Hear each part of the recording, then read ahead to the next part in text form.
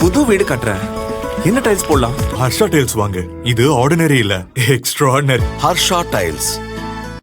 தமிழக வெற்றிக் கழக தலைவர் விஜய் திருச்சி கிழக்கு தொகுதி எம்எல்ஏ பதவியை ராஜினாமா செய்யும் பட்சத்தில் அங்கு நடக்கும் இடைத்தேர்தலில் முன்னாள் அமைச்சர் மகேஷை களமிறக்க திமுக மேலிடம் முடிவு செய்துள்ளது. இதுகுறித்து அக்கட்சி வட்டாரங்கள் கூறியதாவது: சட்டசபை தேர்தலில் தவேக தலைவர் விஜய் பெரம்பூர் மற்றும் திருச்சி கிழக்கு தொகுதிகளில் போட்டியிட்டார். பெரம்பூரில் 53,715 ஓட்டுகள் வித்தியாசத்திலும், திருச்சி கிழக்கில் 27,416 ஓட்டுகள் வித்தியாசத்திலும் வெற்றி பெற்றார். இதில் பெரம்பூர் தொகுதியை தக்கவைத்துக் கொண்டு திருச்சி கிழக்கு தொகுதி எம்எல்ஏ பதவியை ராஜினாமா செய்ய விஜய் முடிவு செய்துள்ளார்.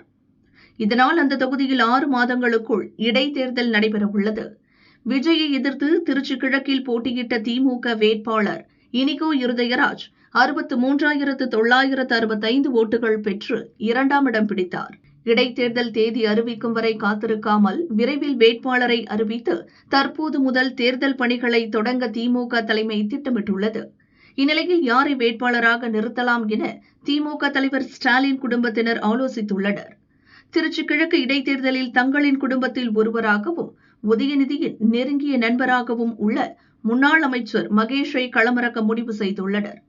தமிழகம் முழுதும் உள்ள திமுக நிர்வாகிகள் திருச்சி கிழக்கு தொகுதியில் முகாமிட்டு தேர்தல் வேலை செய்வர். அவர் வெற்றி பெறவும் வாய்ப்புள்ளது. அவர் வெற்றி பெற்றால் சட்டசபையில் உதயநிதிக்கு நம்பிக்கைக்குரிய முதல் நபராக இருப்பார் என ஸ்டாலின் குடும்பத்தினர் கருதுகின்றனர்.